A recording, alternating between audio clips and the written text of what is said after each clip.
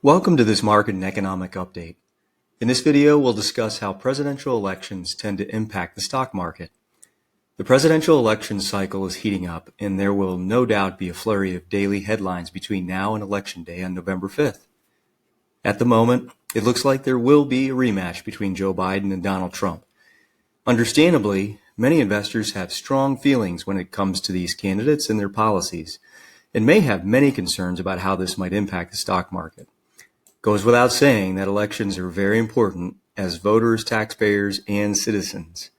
However, history shows that it's important to separate our personal feelings from our financial decisions. Over the next few minutes, I'll show you why we should try to vote at the ballot box and not with our hard-earned savings. First, the stock market has performed well across both political parties. This chart shows that the long upward march of the S&P 500 has occurred across many different presidents. In fact, the worry that a particular candidate will ruin the economy or kill the market has been said about every president in modern times. This was certainly said about President Obama, President Trump, and more recently, President Biden. And yet, the S&P 500 rose 236% during the Obama and Trump years, despite how vast the perceived differences were between those presidents. This has continued over the past 3 years, with the market reaching new all-time highs. In hindsight, it would have been a mistake to make investment decisions based solely on who was in the Oval Office. So what really matters is the underlying business cycle. This chart shows the annual returns of the S&P 500 along with the average annual returns for each president since FDR.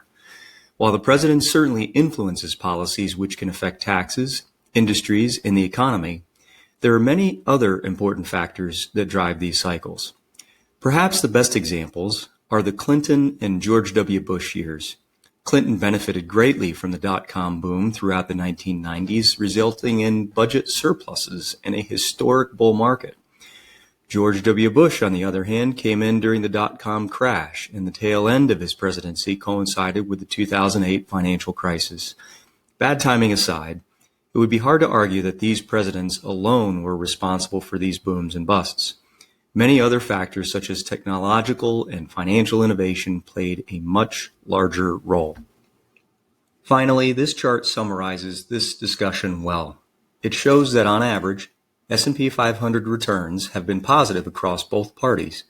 To put this another way, it is not the case that the stock market is negative or has always crashed under one party or another.